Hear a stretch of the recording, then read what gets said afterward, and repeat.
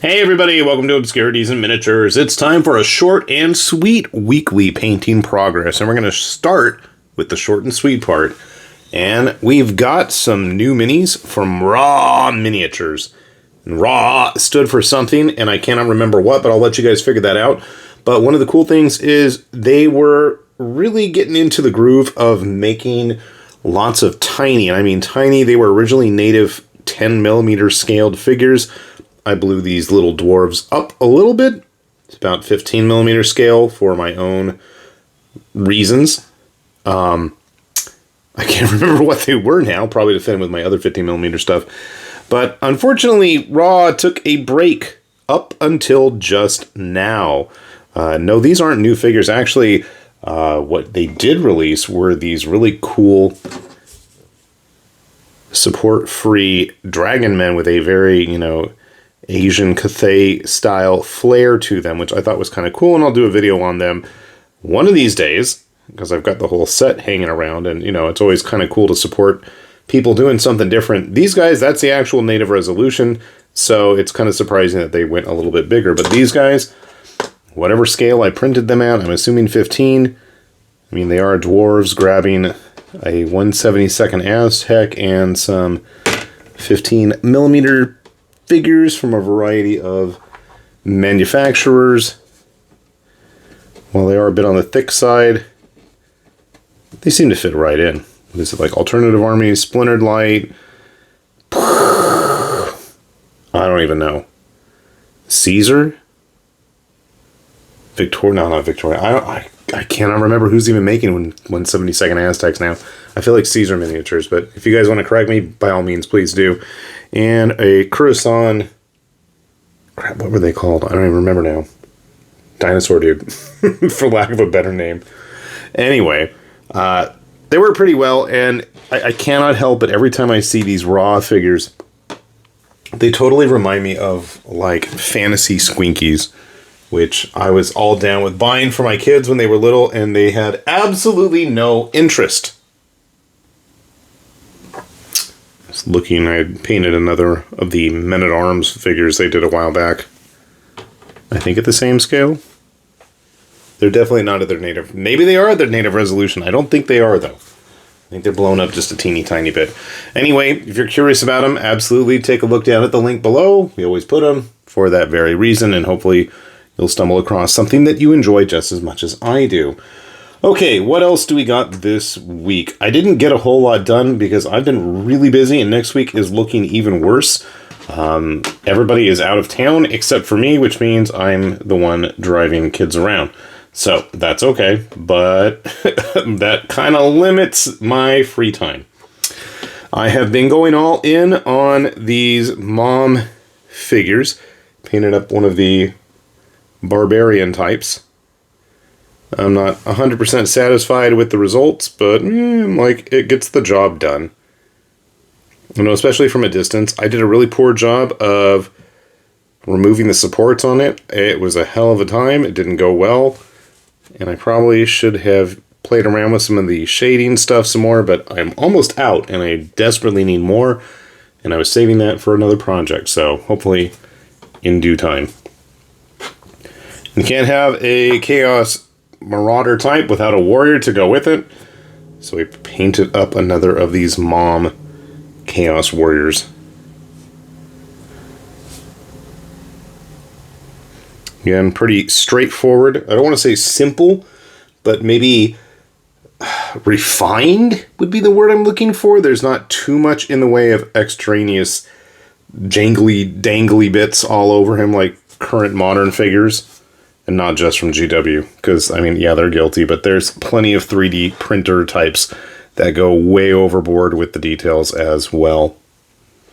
But they're good-sized figures. I know they're meant for their saga-type battles. I mean, if you have a typical, figure like a Wargames Atlantic historical 28mm human here, you can see, like, the size, it's a bit of a head or two difference, but it's not, like, overwhelmingly ridiculous. If you wanted to use some of these in actual games of old world style battle, you can see here they're going to fit in pretty nicely in that regard too. Do I have an actual Chaos Warrior handy if you've never seen Mom's stuff? And they've got some really fun, big models, like centerpiece type dudes. I'm grabbing stuff, but that is not... That is a Titan Forge dude. I got a couple more of these I'm almost done with too. These were just really fun. If you haven't had a chance to check those out, I wholeheartedly recommend them. Ah, okay. Like there's a regular classic Chaos Warrior, just to give you an idea of what to expect in terms of size. And I have a Dark Oath handy as well. Of course you can't see the other dude. Size looks good.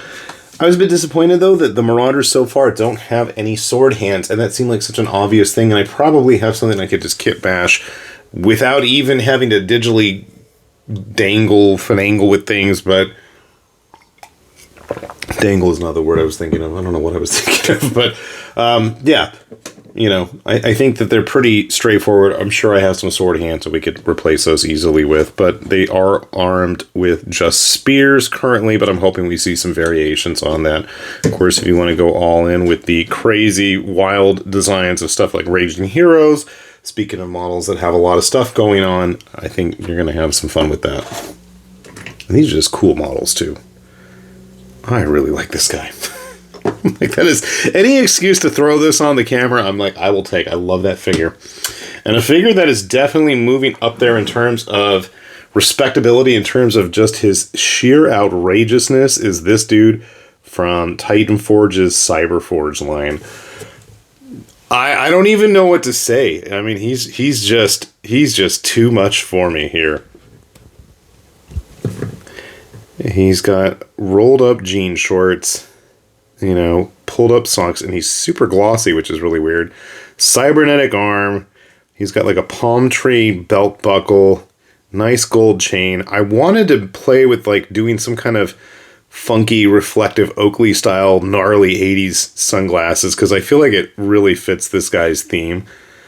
But I didn't know what to do. I was thinking like putting gold maybe, and like putting a little bit of color, but like a drop, or playing around with some of the washes around it. I don't know. I'm open to suggestions if you guys have any, but this guy is just like the emperor of the beach here. Look at him. And he's flexing too. Either that or he's like a professional wrestler of the future. I don't even know. But he's just too much for me. And I knew when I saw him, he had to be printed, and he could not wait. So it may not be the best paint job, I'll admit, but it's acceptable, and for me, that's enough. And sometimes that's all that really matters, is that, you know, you are accepting of what you paint. And a lot of times that's really difficult for me, because I'm one of those people that will look in every little nook and cranny on a model, hoping that I got every bit covered in paint. And it will drive me nuts if, like, you know, just because I have him handy and I'm looking for an excuse to show him off again, this Raging Heroes Chaos Marine dude, so like his legs are all enveloped in these, you know, scraps and rags and cloths everywhere, but you better believe I actually went in there and painted every little bit of armor, which was an absolute pain that I don't have words to even describe. It was so annoying, but I did it anyway, and that's just kind of the person I am when it comes to the meticulousness of even my sloppy, mediocre paint jobs.